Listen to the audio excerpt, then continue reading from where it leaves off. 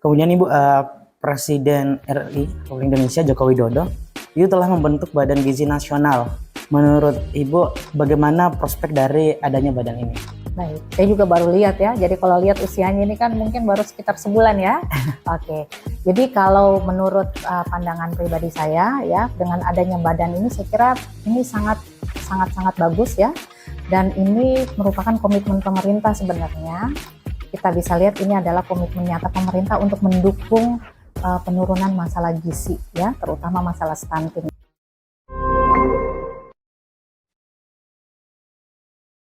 Halo Sobat Iden, kembali lagi bersama saya Ismail Basri dalam Idealog, Identitas Berdialog. Pada sesi kali ini kita akan ngobrol bersama Ibu Dr. Helty Hidayanti SKM MKes. Jadi beliau ini merupakan dosen di Fakultas Kesehatan Masyarakat Universitas Hasanuddin. Selain menjadi seorang dosen, beliau juga merupakan Ketua Departemen Ilmu Gizi. Mungkin Ibu bisa disapa Sobat Iden yang ada di rumah. Halo, selamat pagi. Ya. Jadi pembahasan kita kali ini terkait stunting ya. Mungkin teman-teman di rumah, kasus stunting bukan hal yang tabu untuk kita ketahui. Bahkan isu ini menjadi isu yang sangat diperhatikan di Indonesia. Tapi mungkin teman-teman bertanya sebenarnya ciri-ciri stunting itu seperti apa? Bagaimana sih sebenarnya stunting itu dipengaruhi apa yang hal-hal yang menjadi indikasi stunting itu. Jadi narasumber kita pada hari ini cukup ahli dalam, bahkan sangat ahli dalam bidang ilmu gizi. Nah mungkin kita langsung ke pertanyaan pertama ya. Jadi ketika mendengar istilah stunting, sering dikaitkan dengan kondisi fisik. Ada juga sebagian orang mengatakan stunting itu bukan permasalahan tinggi badan, karena walaupun badannya pendek, tapi itu tidak stunting. Dan biasanya stunting tampak ketika bayi berusia 2 tahun. Sebenarnya indikasi dan ciri-ciri stunting itu bagaimana? Oke, baik. Kalau kita berbicara tentang stunting, mungkin kita perlu mengetahui dulu sebenarnya apa itu stunting. Ya. Jadi kalau kita merujuk pada peraturan Presiden nomor 72 tahun 2021, jadi yang disebut dengan stunting itu adalah gangguan pertumbuhan ya dan perkembangan akibat dari kekurangan gizi yang kronis. Artinya kekurangan gizi dalam waktu yang lama, kemudian juga yang disebabkan oleh penyakit infeksi yang berulang ya.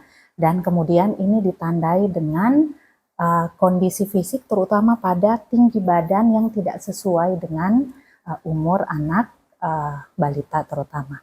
Betul sekali bahwasanya stunting ini terutama pada anak usia 2 tahun pertama 2 tahun ya. pertama. Karena memang pada usia ini merupakan masa pertumbuhan emas ya untuk anak, dan di sini memang sangat menentukan pertumbuhan dan perkembangan, khususnya perkembangan otak pada si anak ya. Jadi kalau mengalami stunting akibat kekurangan gizi yang kronis, jadi kronis itu maksudnya si anak sebenarnya sudah kekurangan gizi sejak masa di dalam kandungan ya. Ibunya kekurangan gizi, kemudian lahir dengan tinggi badan yang tidak sesuai standar, dan kemudian akan berkembang menjadi stunting. Jadi seperti itu. Di kondisi bisa kita lihat dari kondisi tinggi badan. Betul. Tapi atau panjang badan ya kalau pada anak bayi. Kalau statement-statement yang mengatakan bahwasanya orang yang pendek yang seharusnya tingginya 160 mungkin, tapi di bawah 160 itu biasa dikatakan tidak stunting. Apa itu benar Ibu? Oke, baik. Jadi kita perlu mungkin dulu perjelas ya. Jadi kalau stunting itu bukan istilah pada orang dewasa atau remaja, tapi ini istilah ini memang spesifik pada anak umur 2 tahun, anak umur balita seperti itu ya. Jadi memang tanda atau gejalanya itu terutama pada, kalau kita bisa lihat pada tinggi badannya tidak sesuai dengan usia anak. Nah, jadi memang ini penting untuk diperhatikan orang tua ya. Jadi kalau kita berbicara, jadi kalau tadi bukan cuma tingginya, betul sekali. Jadi tadi kalau merujuk pada definisi bahwa pertumbuhan itu kan fisik ya, dan juga kemudian perkembangan. Jadi perlu diperhatikan pada si anak. Jadi misalnya kalau anaknya tingginya misalnya tidak bertambah atau bahkan berbeda dengan anak seusianya, nah itu perlu hati-hati. Kemudian selain itu juga perlu dilihat berat badannya. Ya, yang normal itu kan berat badan bahwasanya setiap bertambah umur bertambah juga berat badan. Nah, ini perlu diperhatikan kalau misalnya stagnan atau tetap-tetap saja, nah itu juga perlu diperhatikan. Dan perlu dilihat juga perkembangan ya. Jadi kalau perkembangan itu perlu dilihat misalnya si anak yang tadinya aktif ya, kemudian komunikasi bagus dan seterusnya, terus lama-lama menjadi pendiam dan seterusnya. Nah, ini bisa juga menjadi tanda bahwasanya anak ini menjadi stunting ya. Jadi pertumbuhan dan perkembangan seperti itu. Kalau terkait tinggi badan gitu. Ya. Walaupun tinggi badannya berarti tidak selamanya rujukan stunting itu tinggi badan. Ada nggak misalkan tinggi badannya sesuai pada umumnya tapi dia masuk stunting? Ya, jadi seperti tadi ya, jadi indikatornya adalah pada tinggi badan. Ya, jadi memang stunting itu kalau di dalam kita mengukur itu dikatakan bahwasanya panjang badan menurut umur. Ya, panjang badan itu kita istilahkan pada anak usia 2 tahun ya. Kalau tinggi badan itu kan untuk 2 tahun ke atas ya, termasuk kita yang orang dewasa. Jadi, nah ini adalah indikator utama. Jadi kalau kurang tepat kalau kita katakan misalnya tinggi badannya normal ya, sesuai dengan usianya atau bahkan lebih, kemudian kita katakan stunting, nah itu tidak tepat. Sesuai dengan definisi tadi, indikatornya kan kita lihat tinggi badannya. Tetapi yang saya tambahkan tadi itu perlu dilihat gejala-gejala lain juga, sehingga orang tua menjadi lebih aware. Seperti itu. Oke, kita lanjut. Kalau memahami indikasi atau ciri-ciri dari stunting ini, misal salah satu negara yang memiliki kasus stunting yang tinggi di dunia itu negara Burundi. Nah, kami sempat membaca artikelnya, bahwasanya kondisi stunting di sana itu lebih berpengaruh kepada perempuan dibanding laki-laki. Kalau menurut Ibu sebenarnya stunting ini lebih berdampak besar ke siapa ini, laki-laki atau perempuan ini? Ya, oke, baik. Tadi contohnya Burundi ya. Oke, ini kan salah satu, memang betul sekali tadi bacaannya itu salah satu negara di Afrika Timur kalau nggak salah ya. Memang kalau data menunjukkan negara ini yang tertinggi stunting pertama memang. Kalau nggak salah sekitar 50% ya. Nah, data di sana memang menunjukkan stuntingnya tuh tinggi pada anak perempuan ya. Nah, tetapi ini belum ada bukti bahwasanya oh ya stunting itu lebih tinggi pada anak laki-laki ataupun anak perempuan. Sebetulnya tidak ada. Tetapi yang terpenting di sini bahwa kedua jenis kelamin ini pada anak-anak ini punya peluang resiko yang sama besar untuk mengalami stunting. Terkait tadi itu ya, faktor penyebabnya terutama kekurangan gizi kronis maupun penyakit infeksi berulang. Jadi kalau misalnya pada anak perempuan ataupun anak laki-laki yang dari awal sudah mengalami kekurangan gizi dari ibunya, ya punya peluang yang lebih tinggi. Begitu juga kalau pada yang anak laki-laki. Jadi kita tidak bisa mengatakan bahwasanya oke, pada anak perempuan lebih tinggi daripada anak laki-laki. Kalau kita lihat juga data survei kesehatan Indonesia kita ya, tahun 2023, Anda bisa lihat data stunting antara anak laki-laki dan perempuan lebih tinggi sedikit pada anak laki-laki. Kebalikan yang tadi ya. Kebalikan yang tadi. Jadi memang kita tidak bisa katakan ini pada anak laki-laki ataupun anak perempuan lebih tinggi. Tapi tergantung dari faktor risiko atau penyebab. Seperti itu. Kalau selain dari mungkin gizinya yang kurang, atau mungkin Bu masih ada faktor-faktor yang lain yang bisa menyebabkan stunting itu? Oke, baik. Kalau kita berbicara secara teori yang menyebabkan stunting ini itu tadi ya, ada penyebab langsung dan ada penyebab tidak langsung. Penyebab langsung itu tadi yang kekurangan gizi kronis. Gizi kronis artinya sudah berlangsung lama, mulai dari ibu hamil atau biasa sekarang kita kenal dengan 1000 HPK. Hari pertama kelahiran. 1000 hari pertama kelahiran itu artinya bahwasanya mulai dari si bayi itu dari dalam kandungan 9 bulan plus setelah itu 2 tahun pertama. Jadi 270 hari dalam kandungan plus 730 hari setelah kelahiran. Nah, kalau kekurangan gizi di masa itu ya berlangsung terus-menerus, ini menjadi salah satu penyebab langsung daripada stunting tadi. Yang kedua, penyebab langsung kedua itu tadi infeksi yang berulang. Jadi kalau kita berbicara infeksi ini, infeksi terutama kalau pada anak-anak itu yang sering terjadi diare, ya, ispa, seperti itu penyebab langsung. Nah, ada penyebab tidak langsungnya. Jadi ada penyebab yang mempengaruhi dua ini, misalnya dari faktor di keluarga. Kenapa asupan gizi kurang karena penyediaan makanan di keluarga tidak cukup. Atau kemudian kenapa asupan zat gizi tadi tidak cukup karena pola asuh daripada ibu yang tidak memadai. Ya. Kemudian juga kenapa misalnya infeksi menjadi tinggi karena ada faktor lingkungan yang kurang bersih, ya. Kemudian misalnya pelayanan kesehatan yang jauh dan seterusnya. Nah ini kalau dari kasus yang tadi Burundi itu, nah ini faktor kemiskinan dan seterusnya ini sangat berpengaruh. Ya, jadi masuk di dalamnya ini dipengaruhi oleh faktor sosial dan faktor ekonomi ini menjadi apa ya multi kausal ya terhadap terjadinya stunting ini seperti itu. Oke, buat selanjutnya saya mau bertanya terkait layanan kesehatan. Apakah kalau layanan kesehatan yang terbatas itu juga mempengaruhi kondisi gizi anak itu? Ya, kalau terkait dengan layanan kesehatan ini merupakan salah satu faktor yang berpengaruh ya. Kembali tadi kalau kita lihat penyebabnya, yang penyebab langsung kedua itu kan penyakit infeksi. Ya. Nah, penyakit infeksi ini kan bisa tertangani dengan baik salah satunya kalau misalnya pelayanan kesehatan yang bagus. Nah, jadi peran daripada pelayanan kesehatan ini sangat penting ya, terutama dalam misalnya untuk mendukung bagaimana pemenuhan gizi ya kepada ibu maupun kepada anak, juga tadi penanganan infeksi untuk pencegahan stunting tadi ya. Jadi memang pelayanan kesehatan yang sangat penting. Ya. Kalau menurut Ibu sendiri kondisi layanan kesehatan di Indonesia ini itu sudah sangat bagus atau seperti apa di penilaian Ibu? Oke, kalau menurut saya di negara kita alhamdulillah sudah sangat bagus ya. Kalau kita bicara tentang pelayanan kesehatan kan mulai dari mungkin yang paling bawah ya, tingkat desa ada Puspu, kemudian Posyandu ya. Kemudian Posyandu itu ke puskesmas kemudian ke rumah sakit dan seterusnya. Nah, dikaitkan dengan pelayanan masalah gizi buruk ini dari level yang paling rendah ya, fokus pelayanan ini sudah dilakukan ya, sehingga memang kalau menurut saya pelayanan kesehatan kita ini sudah maksimal ya, sudah maksimal dengan tersedianya ya. Jadi kalau kita lihat itu di semua daerah pelayanan kesehatan ini tersedia dengan baik. Ya. Kalau terkait angka stunting di Indonesia, itu kami sempat baca artikelnya masih jauh dari target penurunan yang pada tahun 2004 hanya turun 14%.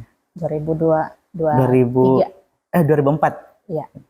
Menurut Survei Kesehatan Indonesia di 2023 prevalensi stunting nasional sebesar 21,5%. Namun berhasil diturunkan sekitar 0,8%. Bila dibanding dari tahun sebelumnya, bagaimana tanggapan Ibu terkait hal tersebut? Ya, baik. Jadi memang kan sebenarnya harapan kita ini mengalami penurunan ya, bahkan sesuai dengan Stranas target kita kan 14%. Ya, tahun ini 2024 ini kan kita sudah mulai, kita akan menunggu nanti ya, karena ini baru sekarang akan berjalan. Jadi kalau dengan penurunan 0,8%, mungkin akan sangat sulit ya kita mencapai strategi nasional 14% ya. Tapi yang kita syukuri bahwasanya ini ada penurunan ya. Tetapi mungkin diharapkan kalau bisa lagi lebih maksimal, penurunan ini bisa lebih besar lagi ya, sehingga target nasional yang kita ingin capai itu bisa tercapai seperti itu. Jadi sebenarnya upaya yang harus dilakukan untuk pencegahan stunting itu bagaimana? Oke. Terkait dengan upaya pencegahan stunting ini saya kira secara nasional ini sudah diatur ya. Seperti di awal tadi saya sampaikan, di Indonesia ini sudah ada pedomannya, terutama yang tadi peraturan Presiden nomor 72 tahun 2021. Nah, di situ disebutkan bahwasanya ada upaya percepatan penurunan stunting itu ada 5 pilarnya ya. Nah, jadi penurunan stunting itu yang pertama itu adalah penguatan visi komitmen dari kepala daerah, dari tingkat pusat sampai tingkat daerah. Kemudian yang kedua itu adalah terkait dengan peningkatan komunikasi perubahan perilaku dan pemberdayaan masyarakat. Nah, kemudian ada pilar ketiga itu adalah terkait dengan peningkatan, mohon maaf ya, kalau yang ketiga itu kalau nggak salah terkait dengan peningkatan ketahanan pangan, ya, mulai dari individu, kemudian keluarga, masyarakat. Kemudian ada yang keempat itu peningkatan konvergensi. Ya, konvergensi itu artinya kerjasama semua pihak terkait dengan untuk pencegahan, ada namanya sensitif dan ada namanya spesifik. Sensitif itu adalah penanganan stunting yang fokus pada bidang kesehatan untuk menangani tadi penyebab langsung, dan ada sensitif itu adalah penanganan stunting di luar kesehatan. Dan yang pilar kelima itu adalah penguatan dan pengembangan data, kemudian inovasi terkait dengan stunting. Jadi kalau terkait dengan pencegahan stunting ini landasan pilar utamanya ya. Jadi semua elemen masyarakat bisa masuk di mana saja ya untuk bisa menangani stunting secara bersama-sama dari 5 pilar itu. Jadi ya. Itu ya Bu. Ini ada satu artikel juga menurut Wakil Ketua Komisi 9 DPR RI, yaitu Kurniasi, itu pernah menyebut beberapa provinsi yang memiliki kasus stunting yang sangat tinggi ya. Akan tapi di wilayah Sulawesi Selatan ini itu tidak termasuk provinsi yang sangat tinggi kasus stuntingnya. Menurut Ibu, mengapa hal demikian dapat terjadi? Apakah ada program pemerintah yang mendukung pencegahan stunting atau mungkin masyarakatnya sendiri yang sudah mulai sadar betapa pentingnya sih mencegah stunting itu? Oke, baik. Jadi kita bersyukur ya karena Sulawesi Selatan ini tidak masuk dalam daerah yang tertinggi stunting. Nah, kalau kita lihat memang ini pencapaiannya tentu saja bukan pencapaian dilakukan oleh satu pihak saja. Jadi ini tentu saja memang kerjasama antara pemerintah dan juga masyarakat. Jadi kalau di Sulawesi Selatan sendiri kita lihat mungkin adalah yang pertama komitmen daripada pemerintah ya. Jadi mulai dari pemerintah provinsi sampai pemerintah kabupaten ya. Kita lihat beberapa program-program spesifik ya yang menyasar untuk penurunan stunting itu dikembangkan oleh pemerintah provinsi maupun pemerintah daerah ya. Selain itu juga dari masyarakat tentu saja tadi ya. Saya yakin masyarakat tuh sadar terkait dengan ini ya, karena tadi salah satu isunya, salah satu pilarnya itu adalah pemberdayaan masyarakat. Nah, di sini selain daripada tadi komitmen dari pemerintah, kemudian juga pemberdayaan masyarakat yang lumayan maksimal dilakukan. Nah, ini adalah kolaborasi yang sangat bagus. Nah, kalau ini terus berjalan dengan baik, ini kita bisa optimis bahwasanya tidak masuk yang tertinggi, mempertahankan yang masuk yang tertinggi, dan bisa bahkan mencapai pada strategi nasional ya sekitar 14% seperti itu. Nah, kemudian Ibu, Presiden RI Republik Indonesia Joko Widodo itu telah membentuk Badan Gizi Nasional melalui Peraturan Presiden Nomor 83 tahun 2024 tentang Badan Gizi Nasional pada 15 Agustus 2024. Menurut Ibu, bagaimana prospek dari adanya badan ini? Baik, saya juga baru lihat ya. Jadi kalau lihat usianya ini kan mungkin baru sekitar sebulan ya. Oke. Jadi kalau menurut pandangan pribadi saya ya, dengan adanya badan ini saya kira ini sangat bagus ya. Dan ini merupakan komitmen pemerintah sebenarnya. Kita bisa lihat ini adalah komitmen nyata pemerintah untuk mendukung penurunan masalah gizi ya, terutama masalah stunting. Jadi kalau saya sempat membaca ya di dalam peraturan itu bahwasanya fokusnya itu pada anak sekolah, ya, kemudian fokus kepada ibu hamil, ibu menyusui, ya, kemudian pada anak balita. Jadi saya kira dengan adanya badan ini dan kemudian fokus pada kelompok-kelompok umur yang rentan masalah gizi, ini saya kira sangat bagus ke depan ya. Kita bisa menangani masalah gizi secara bersama karena saya lihat di situ kan namanya badan ya. Artinya ini betul-betul kolaborasi, bentuk konvergensi dari berbagai pihak untuk menangani masalah gizi yang difokuskan pada kelompok rentan yang rentan mengalami gizi. Ya, jadi saya kira ini sangat bagus ya, komitmen pemerintah sangat luar biasa. Ya, luar biasa. Mengenai pembentukan badan gizi, juga masyarakat sering mengaitkan dengan program dari Presiden terpilih Prabowo Gibran. Jadi menurut Ibu, apakah itu sebuah solusi yang tepat untuk mencegah stunting di Indonesia atau bagaimana Ibu? Iya, baik. Jadi saya kira sekarang dalam menangani masalah gizi itu kita perlu lebih kreatif gitu. Lebih banyak cara yang difikirkan kan lebih bagus. Jadi menurut saya kalau misalnya dari sisi pemerintah ini dipandang perlu ya, dan pasti untuk keluarnya peraturan ini kan mungkin tidak serta-merta langsung keluar ya, pasti banyak pertimbangan dan seterusnya. Jadi kalau menurut saya ya kalau ini memang nantinya akan menjadi program selanjutnya pada presiden terpilih kita ya, kita sebagai warga masyarakat harus mendukung ya, karena mengingat bahwasanya kalau tujuannya ini untuk menurunkan masalah gizi terutama masalah stunting, kita semua harus mendukung itu ya. Dan kalau saya pribadi ya sangat mendukung ya dengan adanya badan ini ya untuk mendukung. Nah, di Universitas Hasanuddin sendiri itu di kalangan mahasiswa itu terdapat program KKN yang mengakomodir isu stunting. Kalau dari pandangan Ibu bagaimana efektivitas dari adanya program itu? Oke, baik. Kalau menurut saya program KKN ini ya yang menyasar untuk penurunan stunting seperti itu ya, ini saya kira sangat luar biasa menurut saya ya. Ini adalah bukti dari keterlibatan semua stakeholder ya, termasuk kita yang dari lingkungan perguruan tinggi, dalam hal ini mahasiswa ya.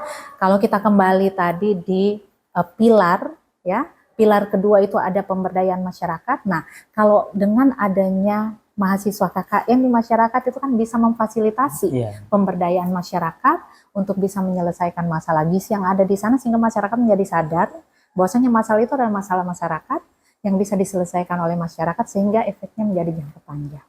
Kemudian juga dengan KKN ini kan mendukung pilar yang kelima, bahwasanya kita penguatan pada sistem data, kemudian inovasi dan seterusnya. Adanya teman-teman mahasiswa KKN ini kan saya yakin ada di masyarakat pasti dengan banyak inovasi kan ya, yang salah satunya untuk penanganan gizi. Jadi ini memang sangat luar biasa ya untuk mendukung tadi penurunan stunting, sehingga memang kelihatan kita memberikan kontribusi ya untuk penanganan stunting.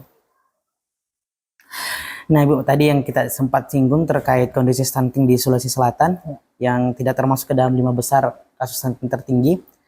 Akan tetapi pihak kesehatan selalu melakukan edukasi dengan pemberian makanan bergizi.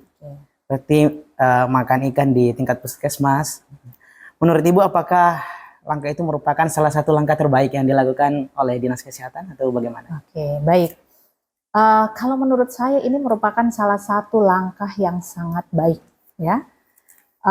Kita bisa bilang terbaik mungkin ya banyak faktor lain ya, tetapi kalau menurut saya ini salah satu upaya yang sangat baik. Kenapa? Karena tadi kembali ya, masalah gizi dipengaruhi oleh secara langsung kurang gizi kronis ya, berlangsung lama. Jadi kalau kita pemberian makanan bergizi dan sehat pada ibu hamil, pada bayi dan pada balita, nah ini saya kira sangat mendukung untuk menangani masalah tadi ya. Jadi menurut saya ini sangat penting ya, dan juga sangat berguna dalam rangka penurunan masalah gizi, terutama penanganan stunting. Apalagi tadi makan ikan ya, kita kan tahu ini Sulawesi Selatan ini kan daerah yang mayoritas banyak yang laut ya, daerah laut penghasil ikan. Jadi kan, dan kita tahu bahwasanya ikan itu adalah salah satu sumber protein, kaya protein.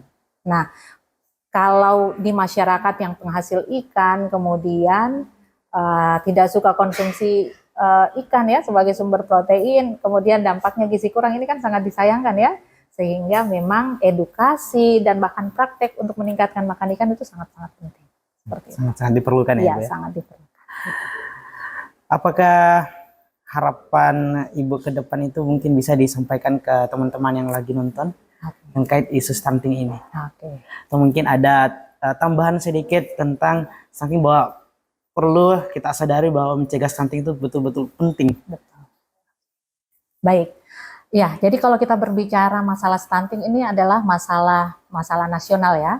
Jadi kita jangan cuma berpikir bahwasanya masalah ini hanya menjadi tanggung jawab oleh pemerintah, menjadi tanggung jawab oleh misalnya bidang kesehatan atau bidang tertentu. Nah, kita sebagai masyarakat ataupun juga generasi muda dan semua elemen masyarakat ini perlu terlibat langsung di dalam upaya pencegahan stunting ya, karena memang pencegahan itu lebih baik daripada pengobatan. Pencegahan stunting terutama kalau kita berbicara minimal kita bisa menyuarakan bahwasanya menjaga gizi kesehatan terutama pada ibu hamil, menjaga asupan makanan, kemudian menjaga asupan makanan dan gizi serta mencegah infeksi kepada anak balita itu sangat penting ya. Jadi peran kita sebagai elemen masyarakat ini sangat-sangat diperlukan dalam upaya pencegahan stunting ini. Minimal kita melakukan edukasi dan juga kampanye terkait pencegahan stunting ini. Mungkin demikian. Itulah tadi ya dialog kita bersama dengan Ibu Helty, salah satu dosen di Universitas Hasanuddin Fakultas Kesehatan Masyarakat, dan beliau juga menjabat sebagai Ketua Departemen Ilmu Gizi. Kita membahas tentang stunting. Jadi stunting ini merupakan salah satu masalah yang kompleks yang membutuhkan penanganan serius dari berbagai pihak, bukan hanya dari pihak pemerintah, tapi kita sebagai masyarakat juga harus betul-betul memperhatikan kasus ini. Pencegahan stunting ini adalah investasi jangka panjang untuk masa depan generasi mendatang. Dengan upaya bersama, kita dapat menciptakan generasi Indonesia yang sehat, cerdas, dan produktif. Untuk Sobat Ideng, jangan lupa untuk tetap memperhatikan gizinya, karena kasus stunting harus kita cegah di Indonesia ini. Cegah stunting itu penting. Demikian dari saya, sampai jumpa di sesi selanjutnya.